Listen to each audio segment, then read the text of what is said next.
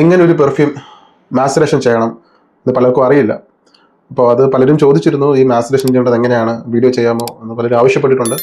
ഞാൻ ചെയ്യുന്നത് എങ്ങനെ, അല്ലെങ്കിൽ ഒരു എക്സ്പെർട്ട് ആയിട്ടുള്ള ആളുകൾ എങ്ങനെയാണ് മാസറേഷൻ, അല്ലെങ്കിൽ നിങ്ങൾ കാണുന്ന പെർഫ്യൂമേഴ്സ് അവരെങ്ങനെയാണ് മാസറേഷൻ അല്ലെങ്കിൽ മെച്ചുറേഷൻ ചെയ്യുന്നത് എങ്ങനെയാണെന്ന് പറഞ്ഞുകൊണ്ടുള്ള ഒരു വീഡിയോ ഞാൻ ചെയ്യാൻ ഉദ്ദേശിച്ചത്. അപ്പോൾ ഈ രീതി നിങ്ങൾ ഫോളോ ചെയ്ത് കഴിഞ്ഞാൽ നിങ്ങൾക്ക് ശരിയായ രീതിയിൽ മെസറേഷൻ ചെയ്യാൻ നിങ്ങൾക്ക് സാധിക്കും. അപ്പോൾ എന്തിനാണ് ഈ പെർഫ്യൂം മെസറേഷൻ ചെയ്യുന്നത്? നമ്മളൊരു പെർഫ്യൂം വാങ്ങുമ്പോൾ പലപ്പോഴും ആദ്യം അടിക്കുമ്പോൾ ഒരു ആൽക്കഹോളിൻ്റെ സ്മെല്ലായിരിക്കാം, അല്ലെങ്കിൽ ലോങ്ജിവിറ്റി ഇഷ്യൂ ഉണ്ടാവാം, പെർഫോമൻസ് ഉദ്ദേശിച്ച് അത്ര കിട്ടുന്നില്ലായിരിക്കാം, അല്ലെങ്കിൽ ഒരു സിന്തറ്റിക് ഒരു ചീപ്പ് സ്മെല്ല് ചിലപ്പോൾ തോന്നുന്നുണ്ടായിരിക്കാം. ഇതെല്ലാം ഒന്ന് മാറിക്കിട്ടാൻ വേണ്ടിയിട്ടാണ് നമ്മൾ പലപ്പോഴും മെസറേഷൻ ചെയ്യുന്നത്. എന്നാൽ ചില പെർഫ്യൂം, ഉദാഹരണത്തിന് മോണ്ടാലെ, മാൻസേറ, ഓർത്തോ പാരീസ്, ഇങ്ങനെ കുറച്ചധികം ഹൗസ് നീഷ് പെർഫ്യൂം ഓൾറെഡി ഒരു മെസറേഷൻ പ്രോസസ്സ് കഴിഞ്ഞിട്ടായിരിക്കും അവർ സെയിൽ ചെയ്യുക. എങ്കിൽ കൂടിയും എൻ്റെ അഭിപ്രായത്തിൽ ഒട്ടുമിക്ക പെർഫ്യൂം മെസറേഷൻ ചെയ്യണമെന്നാണ് എൻ്റെ അഭിപ്രായം. അപ്പം എന്തിനു വേണ്ടി ചെയ്യുന്നു, എങ്ങനെ ചെയ്യണം, ചെയ്തു കഴിഞ്ഞാൽ എന്താണ് റിസൾട്ട് വ്യക്തമായിട്ട് ഞാൻ പറയാം.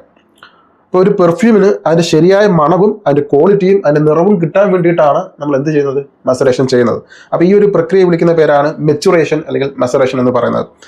ഒന്ന്, പ്രധാനമായിട്ട് അതിൻ്റെ ഇൻഗ്രീഡിയൻറ്റ് തമ്മിൽ യോജിക്കാൻ വേണ്ടി. ഒരു പെർഫ്യൂമിൽ പല വിധത്തിലുള്ള നോട്ട്സുകൾ, ആൽക്കഹോളുകളും അടങ്ങിയിട്ടുണ്ട്. നമ്മൾ ഫ്രാരൻഡിക്കിലേക്ക് നോക്കുമ്പോൾ അല്ലെങ്കിൽ ചില പെർഫ്യൂമിൽ തന്നെ കൊടുത്തിട്ടുണ്ടാകും ചേർത്തിരിക്കുന്ന നോട്ട്സുകൾ. അപ്പോൾ കുറേയേറെ നോട്ട്സുകൾ കൊടുത്തിട്ടുണ്ടാവും അല്ലേ, top note, middle note, base note. അപ്പോൾ ഈ നോട്ടുകളും ആൽക്കഹോളും കുറേ സമയം കഴിഞ്ഞാൽ മാത്രമാണ് അത് പൂർണ്ണമായും ഈ ആൽക്കഹോളുമായി അലിഞ്ഞു ചേർന്ന് ലയിച്ചു ചേർന്ന് ഒരു പെർഫ്യൂമർ എപ്രകാരമാണോ അദ്ദേഹം മനസ്സിൽ കണ്ട മണം കിട്ടണമെന്ന് ആഗ്രഹിക്കുന്ന ആ ഒരു മണത്തിലേക്ക് ആകണമെങ്കിൽ ഈ ഒരു കാലയളവ് എടുക്കും. അപ്പോൾ യഥാർത്ഥ മണം കിട്ടാൻ വേണ്ടി അല്ലെങ്കിൽ ഇൻഗ്രീഡിയൻറ്റ് തമ്മിൽ യോജിക്കാൻ വേണ്ടിയിട്ട് നമ്മൾ മാസറേഷൻ ചെയ്യാറുണ്ട്. പിന്നെ നമ്മൾ മാസറേഷൻ ചെയ്യുന്നത് ആൽക്കഹോളിൻ്റെ ഒരു മണം മാറാൻ. ചില പെർഫ്യൂമുകൾ പലപ്പോഴും ആദ്യ സമയങ്ങളിൽ നമ്മൾ ട്രൈ ചെയ്യുന്ന സമയത്ത് ആൽക്കഹോളിൻ്റെ രൂക്ഷമായിട്ടുള്ള ഒരു മണം കൂടുതലായിരിക്കും അല്ലേ. നമ്മൾ ട്രൈ ചെയ്തിട്ടുള്ള ചില പെർഫ്യൂമിലൊക്കെ അങ്ങനെയല്ല, ആദ്യം സ്പ്രേ ചെയ്യുമ്പോൾ പെട്ടെന്ന് ഒരു ആൽക്കഹോൾ ഒരു സ്പിരിറ്റിൻ്റെ ഒക്കെ ഒരു മണമായിരിക്കും. അപ്പോൾ ഈ മാച്ചുറേഷൻ കഴിയുന്നതോടെ ഈ കുത്തൽ മാറും, ഇതിൽ ചേർത്തിരിക്കുന്ന നോട്ടുകളുടെ യഥാർത്ഥ മണം പുറത്തു വരും. അപ്പോൾ ഈ ആൽക്കഹോളിൻ്റെ ആ ഒരു മണം മാറാൻ വേണ്ടിയിട്ട് നമ്മൾ മാസറേഷൻ ചെയ്യാറുണ്ട്.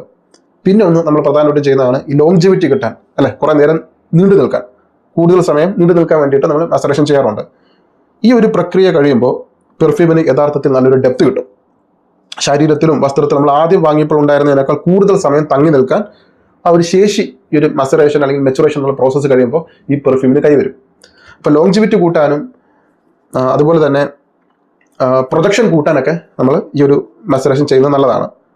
ഇപ്പോൾ ചില ഉദാഹരണത്തിന് ചില കറികൾ നമ്മൾ ഉണ്ടാക്കിയ ഉടനെ കഴിക്കുന്നതിനേക്കാൾ അതൊന്ന് ആറി ഒന്ന് തണുത്തതിന് ശേഷം കഴിക്കുമ്പോൾ രുചി കൂടുന്നത് ചില കറിക്കൊക്കെ അങ്ങനെ പ്രത്യേകത. അതുപോലെ തന്നെ വൈൻ നമ്മൾ മുന്തിരി വാങ്ങി ചക്കിലിട്ട് ആട്ടി അത് 1-2 ദിവസം കഴിഞ്ഞിട്ട് കഴിക്കുമ്പോൾ കിട്ടുന്ന രുചിയും മണവും 1 വർഷം കഴിഞ്ഞിട്ട് ട്രൈ ചെയ്യുമ്പോൾ കിട്ടുന്ന മണവും രുചിയും തമ്മിൽ രാവും പകലും വ്യത്യാസം ഉണ്ടാവും അല്ലേ. നാളുകൾ കഴിയും തോറും മുന്തിരി പുളിച്ച് അത് കുറേ കൂടി ഡെപ്ത് കിട്ടും, കുറേ കൂടി രുചി കൂടും, സ്വാദ് കൂടും, നിറം കൂടും, കുറച്ചുകൂടി പോട്ടൻ്റ് ആവും. ഇത് തന്നെയാണ് അത് തന്നെയാണ് പെർഫ്യൂമിലും സംഭവിക്കുന്നത്. അപ്പോൾ ഇതിനെ വിളിക്കുന്ന പേരാണ് ശരിക്കും പറഞ്ഞാൽ ഈ ഇത്രയും കാര്യങ്ങൾ ചെയ്യാൻ വേണ്ടി നമ്മൾ ചെയ്യുന്ന ഒരു പ്രക്രിയ വിളിക്കുന്ന പേരാണ് മെസറേഷൻ അല്ലെങ്കിൽ മെച്ചുറേഷൻ എന്ന് പറയുന്നത്. ഇനി ഇതെങ്ങനെയാണ് ചെയ്യേണ്ടത്? ഇത് ചെയ്യേണ്ടത് ഇവിടെയാണ് നിങ്ങൾ ശ്രദ്ധിക്കേണ്ടത്. ഇതെങ്ങനെയാണ് ശരിക്കും ചെയ്യേണ്ടത് നിങ്ങൾ വ്യക്തമായി മനസ്സിലാക്കുക. ചില തെറ്റിദ്ധാരണകൾ ചിലർ പറയുന്നുണ്ട്, അങ്ങനെയല്ല. ആദ്യം നമ്മൾ സ്പ്രേ ചെയ്യണം. എത്ര സ്പ്രേ ചെയ്യണം? 5 മുതൽ 10 സ്പ്രേ ചെയ്യണം. എന്തിനാണ് ഈ സ്പ്രേ ചെയ്യുന്നത്? സ്പ്രേ ചെയ്താൽ മാത്രമേ ഈ കുപ്പിക്കുള്ളിലേക്ക് വായു കടക്കൂ. വായു കടന്നാൽ മാത്രമാണ് ഈ മാസറേഷൻ എന്നുള്ളൊരു പ്രോസസ്സ് തുടങ്ങും. അതിൻ്റെ ആദ്യത്തെ ഫേസ്, ആദ്യത്തെ ഘട്ടം എന്ന് പറയുന്നത് പെർഫ്യൂമിന് ഉള്ളിലേക്ക് വായു കടക്കുക എന്നതാണ്. അപ്പോൾ ഒരു 5 മുതൽ 10 സ്പ്രേ നിങ്ങൾ ട്രൈ ചെയ്യണം. ഇനി ചെയ്യേണ്ടതെന്ന് പറഞ്ഞാൽ അത് ഇരുണ്ട സ്ഥലത്ത് വേണം വെക്കാൻ. ബോട്ടിലിൽ ഡയറക്റ്റ് സൂര്യപ്രകാശം തട്ടുന്ന രീതിയിൽ വെക്കരുത്. സൂര്യപ്രകാശം ഏൽക്കാത്ത ഇരുണ്ട സ്ഥലത്ത് വേണം വെക്കാൻ. ഉദാഹരണത്തിന് നമ്മുടെ അലമാരയ്ക്കുള്ളിലോ അല്ലെങ്കിൽ ഡ്രോയറിലോ അതല്ലെങ്കിൽ കട്ടിലിനടിയിലോ വെക്കുക. ചൂട് കഴിവതും ഒഴിവാക്കണം, അത് ശ്രദ്ധിക്കണം. കുപ്പി വെച്ചിരിക്കുന്ന ഭാഗത്ത് അതിന് ചൂട് കൂടാൻ സാധ്യത ഉള്ള സ്ഥലത്ത് വെക്കരുത്. ചൂട് കൂടുതൽ ഉണ്ടാവാൻ പാടില്ല. അപ്പോൾ ജനലിനരി ചിലർ കാറിൻ്റെ ഡാഷ്ബോർഡിൻ്റെ ആ ഭാഗത്ത് വെക്കാറുണ്ട്. ചിലരുണ്ട് ഈ ചില്ലുള്ള ജനലാണെങ്കിൽ അതിൻ്റെ ഭാഗത്തോട്ട് വെക്കാറുണ്ട്. അങ്ങനെയൊന്നും ചെയ്യരുത് നിങ്ങൾ. അങ്ങനെ ചെയ്യുമ്പോൾ ഈ സൂര്യപ്രകാശം ഈ ബോട്ടിലിൽ തട്ടി അത് അകത്തിരുന്ന് അത് പഴുക്കും, ചൂട് കൂടും, അത് മൊത്തത്തിൽ നശിച്ചു പോകും. അപ്പോൾ ജനലിൽ ഭാഗത്ത് വെക്കാൻ പാടില്ല, ചൂടുള്ള ഭാഗങ്ങൾ വെക്കാൻ പാടില്ല. തണുപ്പുള്ള ഭാഗം അല്പം ഡ്രൈ ആയിട്ടുള്ള ഉണങ്ങിയ സ്ഥലത്ത് വേണം ഈ പെർഫ്യൂം സൂക്ഷിക്കാൻ. ഇനി ചെയ്യേണ്ട പ്രധാനമായിട്ട് ശ്രദ്ധിക്കേണ്ട ഒരു കാര്യമാണ് ചിലർ ചെയ്യുന്ന ഒരു മണ്ടത്തരം, ഒരു തെറ്റ്. പെർഫ്യൂം ഫ്രിഡ്ജിൽ വെക്കുന്നത്. ഫ്രിഡ്ജിലോ ഫ്രീസറിലോ പെർഫ്യൂം വെക്കരുത്. റൂം ടെമ്പറേച്ചറിൽ വേണം ഈ മെസറേഷൻ അല്ലെങ്കിൽ മെച്ചുറേഷൻ നടക്കാൻ. അപ്പോൾ അതിന് റൂം ടെമ്പറേച്ചറാണ് ഏറ്റവും ബെസ്റ്റ്. കാരണം ഈ ഫ്രിഡ്ജിനകത്ത് ഈർപ്പം കൂടുതലാണ്. അപ്പോൾ ഈ ഫ്രിഡ്ജിനകത്തുള്ള ഈർപ്പം കുപ്പിക്കുള്ളിൽ കടന്നാൽ പെർഫ്യൂമിനകത്ത് ചേർത്തിരിക്കുന്ന നോട്ട്സുകൾ, അതിനകത്ത് ചേർത്തിരിക്കുന്ന ഓയിൽ, തൈലങ്ങൾ അത് ബാധിക്കാൻ സാധ്യത കൂടും. അപ്പോൾ എന്ത് പറ്റും? ഈ മണം മാറും. ഈർപ്പം പെർഫ്യൂമിന്റെ ബോട്ടിലിനകത്തേക്ക് ഇറങ്ങിയാൽ പെർഫ്യൂമിന്റെ ഓയിലിനെ അത് ബാധിക്കും, മണം ചേഞ്ച് ആകാനുള്ള സാധ്യത കൂടുതലാണ്. അതുപോലെ തന്നെ ഈ ടെമ്പറേച്ചർ ഇടയ്ക്കിടയ്ക്ക് ഫ്ലക്ച്വേഷൻ, ഇപ്പോൾ കറണ്ട് പോകുമ്പോഴും അല്ലെങ്കിൽ ഇടയ്ക്ക് ഫ്രിഡ്ജ് ഓഫ് ആക്കി ഇടുമ്പോൾ, ഇനി അതുമല്ല ഇടയ്ക്ക് ഫ്രിഡ്ജിൽ മറ്റ് സാധനങ്ങൾ, ഫ്രിഡ്ജിനകത്ത് പെർഫ്യൂം മാത്രമല്ല വെക്കുന്നത്, മറ്റു പല കാര്യങ്ങൾ വെക്കാറുണ്ടല്ലോ. അപ്പോൾ അത് എടുക്കുന്ന സമയത്തോ അല്ലെങ്കിൽ മണം ഒന്ന് ടെസ്റ്റ് ചെയ്യാൻ വേണ്ടി എടുക്കുന്ന സമയത്തോ ഈ ടെമ്പറേച്ചർ ഫ്ലക്ച്വേഷൻ ഉണ്ടാവും, ഏറിയും കുറഞ്ഞും മാറുന്ന സാധ്യത ഉണ്ടാവും. അപ്പോൾ എന്ത് സംഭവിക്കും?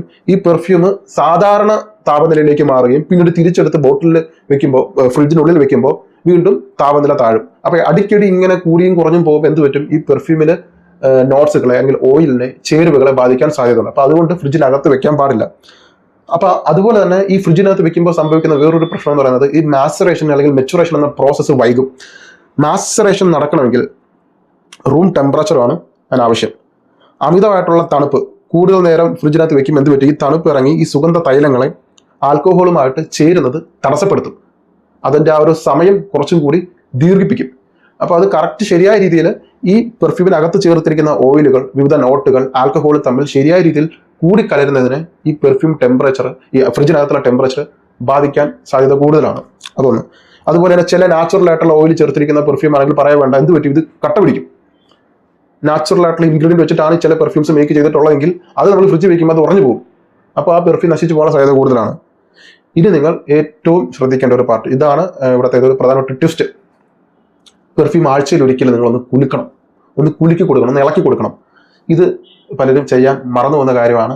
ഇതാണ് പലപ്പോഴും എക്സ്പേർട്ട് ആയിട്ടുള്ള പെർഫ്യൂമേഴ്സ് അവർ മാസറേഷൻ ചെയ്യുമ്പോൾ ശരിക്കും അവർ ചെയ്യുന്ന ഒരു കാര്യം, ആഴ്ചയിൽ ഒരിക്കലും ഒന്നൊന്ന് ജസ്റ്റ് ഒന്ന് കുലുക്കി കൊടുക്കും. അതിന് കാരണം ഈ പെർഫ്യൂമിൽ അടങ്ങിയിരിക്കുന്ന നോട്ട്സുകൾ ആൽക്കഹോളുമായിട്ട് കിടക്കുന്ന സമയത്ത് ചിലപ്പോൾ എന്ത് ചെയ്യും? ഇത് കുപ്പിക്കടിയിൽ വേർതിരിഞ്ഞ് കിടക്കാൻ സാധ്യത കൂടുതലാണ്. അപ്പോൾ ആഴ്ചയിൽ ഒരിക്കലും നമ്മളൊന്ന് കുലുക്കി കൊടുക്കുമ്പോൾ ഈ ചേരുവകളെല്ലാം കൂടി ഒന്ന് മിക്സ് ആവും, ഒന്നും കൂടെ ഒന്ന് സെറ്റ് ആവും. അപ്പോൾ ഇടയ്ക്ക് ഒന്ന് ആഴ്ചയിൽ ഒരിക്കലും ഒന്ന് കുലുക്കി കൊടുക്കണം. ഈ പെർഫ്യൂമിൽ അടങ്ങിയിരിക്കുന്ന ഓയിലുകളും നോട്ട്സും ആൽക്കഹോളും ഒരേ ഭാരമുള്ളതല്ല. ആൽക്കഹോൾ നമ്മൾ പഠിച്ചിട്ടുണ്ട്, ആൽക്കഹോളിന് ഓയിലിനേക്കാൾ ഭാരം, ഓയിലിന് ആൽക്കഹോളിനേക്കാൾ ഭാരം കൂടുതലാണ്, ആൽക്കഹോളിന് ഭാരം കുറവാണ്. അപ്പോൾ കുറേ ദിവസം ഒരേ സ്ഥലത്ത് അനക്കാതെ വെക്കുമ്പോൾ എന്ത് സംഭവിക്കും? ഈ പതുക്കെ ഈ കുപ്പിയുടെ മുകൾ ഭാഗത്ത് ആൽക്കഹോളും അടിഭാഗത്ത് ഓയിലും വന്ന് അടിഞ്ഞു കിടക്കും. അപ്പോൾ ആൽക്കഹോൾ മുകൾ ഭാഗത്തും ഓയിൽ എന്ത് പറ്റും? ഈ അടിയിൽ വന്ന് ഉറഞ്ഞ് അടിയിൽ കട്ടിപ്പിടിച്ച് കിടക്കും. ഇപ്പോൾ പെർഫ്യൂം കുപ്പിക്കുള്ളിൽ ഈ പെർഫ്യൂമിൻ്റെ ഏതല്ലേ സ്പ്രെയറിൻ്റെ അകത്ത് ആ ഒരു പൈപ്പ്, അത് ബോട്ടിലിന് അടിയിലാണല്ലോ ഇരിക്കുന്നത്. അപ്പോൾ നമ്മൾ ആദ്യം ട്രൈ ചെയ്യുമ്പോൾ എന്ത് പറ്റും? ഇങ്ങനെ അടിഞ്ഞു കൂടി ഇരിക്കുമ്പോൾ നമ്മൾ ആദ്യം ട്രൈ ചെയ്യുമ്പോൾ നല്ല കൊഴുത്ത കട്ട് കൂടിയ ഓയിലായിരിക്കും കിട്ടുക. ഇതിൻ്റെ ഏതാണ്ട് പെർഫ്യൂമിൻ്റെ ഒരു പകുതി ആകുമ്പോഴേക്കും എന്ത് സംഭവിക്കും? ഈ ഓയിൽ മാറിയിട്ട് പിന്നെ ഈ ആൽക്കഹോളിൻ്റെ മണമായിരിക്കും വരിക. അപ്പോൾ അതുകൊണ്ട് ഇടയ്ക്കൊന്ന് കുലുക്കി കൊടുത്താൽ മാത്രമേ ഇതെല്ലാം കൂടി മിക്സ് ആയിട്ട് കറക്റ്റായിട്ട് സെറ്റ് ആവും. ഇനി ആഴ്ചയിൽ ഒരിക്കൽ ഈ മണം ഒന്ന് മാറുന്നുണ്ടോ എന്നറിയാൻ വേണ്ടി ജസ്റ്റ് ഒന്ന് ട്രൈ ചെയ്ത് നോക്കുക. ആഴ്ചയിൽ ഒരു തവണ മാത്രം ചെയ്താൽ മതി. ഒരു സ്പ്രേ അല്ലെങ്കിൽ 2 സ്പ്രേ, അതിനപ്പുറം ചെയ്യരുത്. കൂടുതൽ തവണ നമ്മൾ സ്പ്രേ ചെയ്യുമ്പോൾ വീണ്ടും വായു എന്ന് പറഞ്ഞത് വീണ്ടും മാസറേഷൻ വൈകാൻ സാധ്യത, ചിലപ്പോൾ വീണ്ടും അത് പ്രശ്നമാകാൻ സാധ്യതയുള്ളൂ. അതുകൊണ്ട് ആഴ്ചയിൽ ഒരിക്കൽ ഒരു തവണ ഒന്നോ രണ്ടോ സ്പ്രേ ആഴ്ചയിൽ ഒരിക്കൽ ഒന്ന് ട്രൈ ചെയ്ത് നോക്കുക. അത് മണം മാറുന്നുണ്ടോ എന്നറിയാൻ വേണ്ടി മാത്രം നിങ്ങൾ ട്രൈ ചെയ്താൽ മതി. അല്ലാതെ നിങ്ങൾ സ്പ്രേ അടിച്ച് തീർക്കരുത്, പുറത്തിറങ്ങാൻ വേണ്ടി ഈ സ്പ്രേ എടുത്ത് അടിക്കരുത്. ജസ്റ്റ് മണം മാറുന്നുണ്ടോ, വ്യത്യാസമല്ല അനുഭവപ്പെടുന്നുണ്ടോ എന്നറിയാൻ വേണ്ടി മാത്രം നിങ്ങൾ ആഴ്ചയിൽ ഒരിക്കലും ഒന്ന് ട്രൈ ചെയ്ത് നോക്കുക. അപ്പോൾ നിങ്ങൾ ചോദിക്കും, അപ്പോൾ പിന്നെ ഞങ്ങൾ എങ്ങനെ ഈ പെർഫ്യൂം എടുത്ത് ഉപയോഗിക്കും? അപ്പോൾ നിങ്ങൾ എന്ത് ചെയ്യണം? ഒരു 10 ml ഡീക്കൻ്റ് ആക്കി നിങ്ങൾ പോക്കറ്റ് ഇടുക. അത് ഇതുപോലുള്ള സ്പെഷ്യൽ ഒക്കേഷൻസിൽ ഉപയോഗിക്കുക. ബാക്കി വരുന്ന ബോട്ടിൽ നിങ്ങൾ ഈ മെസറേഷൻ ചെയ്യാൻ വേണ്ടിയിട്ട് മാറ്റി വയ്ക്കുക. ഇത് വേണം ചെയ്യാൻ. ഇനി ഇതിന് ക്ഷമ വേണം. 6 മാസമാണ് ഒരു പെർഫെക്റ്റ് ആയിട്ടുള്ള ഒരു മെസറേഷൻ പീരീഡ് എന്ന് പറയുന്നത്. 6 മാസം. ചിലർ പറയുന്നത് ഒരാഴ്ച കൊണ്ട് മാറ്റി വെച്ച്, ഇല്ല, നുണയാണത്. ഫ്രിഡ്ജിൽ വെച്ചു അതുകൊണ്ട് 1 മാസം കൊണ്ട് മാറ്റി പെർഫോമൻസ് കൂടി, നുണയാണ്. അല്ല, അത് ഒരു ബട്ടർഫ്ലൈ എഫക്റ്റ് മാത്രമായിരിക്കും. യഥാർത്ഥത്തിൽ ഒരു 3 മുതൽ മിനിമം ഏറ്റവും കുറഞ്ഞത് 90 ദിവസം, 3 മാസമാണ് ഏറ്റവും കുറഞ്ഞ മെസറേഷൻ അല്ലെങ്കിൽ മെച്ചുറേഷൻ പീരീഡ്. നിങ്ങൾ ആ പെർഫ്യൂമിൻ്റെ യഥാർത്ഥ ക്വാളിറ്റി ആണെങ്കിൽ 6 മാസം നിങ്ങൾ ഈ ഒരു പ്രോസസ്സിലൂടെ പെർഫ്യൂം കടന്നു പോയേ പറ്റും. അതിന് ക്ഷമയില്ലാത്തവർ പെർഫ്യൂം ഉപയോഗിച്ചോ. ക്ഷമയുണ്ടെങ്കിൽ എന്ത് സംഭവിക്കും? ഈ പെർഫ്യൂം ഏതാണ്ട് ഈ ഒരു കളറിൽ കിട്ടും. ഇത് വാങ്ങിയപ്പോൾ ഉണ്ടായ കളർ ഇങ്ങനെ അല്ലായിരുന്നു അതിന്. ഇപ്പൊ കണ്ടല്ലേ, ഇതിന്റെ ഈ ഒരു സ്പ്രേ ഒരു തവണ ഒരു സ്പ്രേ അടിച്ചിട്ടുണ്ടല്ലോ, ഒരു 15 തവണ സ്പ്രേ അടിക്കുന്നതിന് തുല്യമാണത്. ഒരു സ്പ്രേ അടിച്ചാൽ ഒരാഴ്ച 2 ആഴ്ച ഷർട്ടിലെ മണം ഉണ്ടാവും. ഷർട്ട് അലക്കിയാൽ മാത്രമേ ആ മണം മാറും. ഇതിന്റെ കളറുണ്ടോ? ഇതെല്ലാം ഞാൻ 2 വർഷം 3 വർഷം എടുത്തിട്ടാണ് ഈ ഒരു പ്രോസസ്സിലേക്ക് എത്തിച്ചത്. ഇത് ഭയങ്കര പൊട്ടൻ്റ് അത്, ഭയങ്കര പൊട്ടൻ്റ്. അത് നമുക്ക് ഒരു തവണ അടിച്ചു കഴിഞ്ഞാൽ ഞാൻ പറഞ്ഞ 1 ആഴ്ച 2 ആഴ്ച എടുക്കും. അതുപോലെ എനിക്ക് നല്ലപോലെ കോംപ്ലിമെന്റ് ഇട്ടിട്ടുള്ള ഒരു പെർഫ്യൂമാണ് അങ്ങനെ ചെയ്തെടുത്തൊരു പെർഫ്യൂമാണ് റൂഫിൻ്റെ എസ്കാലയുടെ റൂഹ്. ഇത് ഒരു പ്രൊമോഷൻ വേണ്ടി തന്നൊന്നുമല്ല, അതിനോട് പറയുന്നുമല്ല, അതുപോലെ ഞാൻ ആക്കിയെടുത്തതാണ്. ഇതിൻ്റെയും പെർഫോമൻസ് ഏതാണ്ട് ഇതുപോലെയാണ്. എനിക്ക് ഒരുപാട് കോംപ്ലിമെന്റ് കിട്ടിയിട്ടുള്ള ഒരു പെർഫ്യൂമാണ് ഈ റൂഹും. അപ്പോൾ മസറേഷൻ എന്നുള്ള പ്രോസസ്സിലൂടെയാണ് ഇത് രണ്ടും കടന്നു പോയത്. അതുകൊണ്ട് തന്നെ ഇതിൻ്റെ പെർഫോമൻസ് ഇതിൻ്റെ ഏത് ബാച്ചിനേക്കാൾ കൂടുതലായിരിക്കും ഇപ്പോഴുള്ള പെർഫോമൻസ്. അപ്പോൾ നിങ്ങൾ ഇതുപോലെ ശ്രദ്ധിക്കണം. ഞാൻ ഈ പറഞ്ഞ പോലെ ആഴ്ച ജസ്റ്റ് ഒന്ന് കുലുക്കി കൊടുക്കുക, ഫ്രിഡ്ജിൽ വെക്കുന്നത് കഴിയുന്നത് ഒഴിവാക്കുക, ജനലിൻ്റെ ഭാഗത്ത് വെക്കരുത്, റൂം ടെമ്പറേച്ചർ വേണം, ഡ്രോയറിലോ അലമാരയിലോ വെക്കുക, കട്ടിലിനടിയിൽ വെക്കുക. 6 മാസം, മിനിമം 3 മാസം ഇങ്ങനെയാണ് ഇത് ചെയ്യേണ്ടത്. ഇങ്ങനെ ചെയ്യുന്നത് വഴി പെർഫ്യൂം ഈ ഒരു കോലത്തിലെത്തും. ഇപ്പോൾ ഈ ഒരു ഘട്ടത്തിൽ ഇത് വളരെ സ്ട്രോങ് ആയി, ഇനി ഒന്നും ചെയ്യാനില്ല. മറ്റേ നിങ്ങളൊരു 10 സ്പ്രേ അടിക്കുന്ന സ്ഥാനത്ത് ഇത് 2 സ്പ്രേ അടിച്ചാൽ മതി. ഓക്കെ, അപ്പോൾ ഇത്രയാണ് എനിക്ക് മസറേഷനെ കുറിച്ച് പറയാനുള്ളതും പഠിപ്പിക്കാനുള്ളതും. ഈ രീതി നിങ്ങൾ ഫോളോ ചെയ്യുക. ഇങ്ങനെയാണ് എക്സ്പേർട്ട് ആയിട്ടുള്ള പെർഫ്യൂമേഴ്സ്, നമ്മൾ കാണുന്ന ആൽബർട്ടോ മുർലാസ് ആണെങ്കിൽ വലിയ വലിയ പെർഫ്യൂമേഴ്സ്, അങ്ങനെയാണ് ഈ ഒരു മസറേഷൻ അവർ ചെയ്യുന്നത്. നിങ്ങൾ 6 മാസവും 1 വർഷം ആയാലും കുഴപ്പമൊന്നുമില്ല. നിങ്ങൾ എത്രത്തോളം വെക്കുന്ന അത്രത്തോളം പൊട്ടൻ്റ് ആവുകയുള്ളൂ. പെർഫ്യൂം ഒരിക്കലും എക്സ്പേർട്ട് ആവില്ല. കാരണം ഇതിരിക്കുന്ന ആൽക്കഹോളിലാണ്. ഒരിക്കലും പെർഫ്യൂം എക്സ്പയർഡ് ആവില്ല. ഒരു ഷെൽഫ് വാല്യൂ ഒരു പെർഫ്യൂം ഒരു ഷോപ്പിൽ വെച്ചിട്ടുണ്ടാവും 5 വർഷം 3 വർഷം. അത് എല്ലാ പ്രോഡക്റ്റും അങ്ങനെയാണ്. പക്ഷേ പെർഫ്യൂം ഒരിക്കലും എക്സ്പയർഡ് ആവില്ല. ആൽക്കഹോൾ ഇരിക്കുന്നതുകൊണ്ട് എക്സ്പയർഡ് ആവില്ല. നിങ്ങൾ സൂക്ഷിച്ച് കൈകാര്യം, നിങ്ങൾ സേഫ് ആയിട്ടുള്ള സ്ഥലത്ത് വെക്കുക. ജനലിൻ്റെ ഭാഗത്ത് വെക്കാതിരിക്കുക. ഫ്രിഡ്ജിൻ്റെ മുകളിൽ കൊണ്ട് വെക്കാറുണ്ട്. അത് ഫ്രിഡ്ജ് ഏറ്റവും കൂടി ചൂട് വരുന്ന ഭാഗമാണ്. അതൊക്കെ അവിടെ വെക്കരുത്. അടുക്കളയുടെ ഭാഗത്ത് സൂക്ഷിക്കുന്നവരുണ്ട്. അവിടെ ഒന്നും അടുക്കളയിലെ മറ്റേ വാർഡ്രോബിൻ്റെ ഭാഗത്തൊക്കെ വാർഡ്രോബല്ലോ ഈ മസാലയ്ക്ക് വെച്ചിരിക്കുന്ന ഭാഗത്തോട്ട് വെക്കുന്നവരുണ്ട്. അങ്ങനെയൊന്നും ചെയ്യരുത്. ഇതൊക്കെ ചൂട് കൂടുതലുള്ള ഭാഗമാണ്, ഈർപ്പം കൂടുതലുള്ള ഭാഗം. അവിടെ ഒന്നും വെക്കരുത്. എന്തെങ്കിലും സംശയം ഉണ്ടെങ്കിൽ നിങ്ങൾ കമൻറ്റിൽ പറയാം. ഇത്രയുള്ള എനിക്ക് പറയാൻ. ഇങ്ങനെ നിങ്ങൾ ഫോളോ ചെയ്യുക. നിങ്ങൾ ഉപയോഗിക്കുന്ന പെർഫ്യൂം കലക്കൻ പെർഫോമൻസ് കിട്ടും, നല്ല ക്വാളിറ്റി കിട്ടും, ആൽക്കഹോൾ ബ്ലാസ്റ്റ് മാറും, സിന്തറ്റിക് ആയിട്ടുള്ള സ്മെല്ലുകളൊക്കെ ഒന്ന് മാറും. ഇതെല്ലാം പെർഫെക്റ്റ് ആയിട്ട് ലയിച്ച് ചേരും. Okay, thank you so much.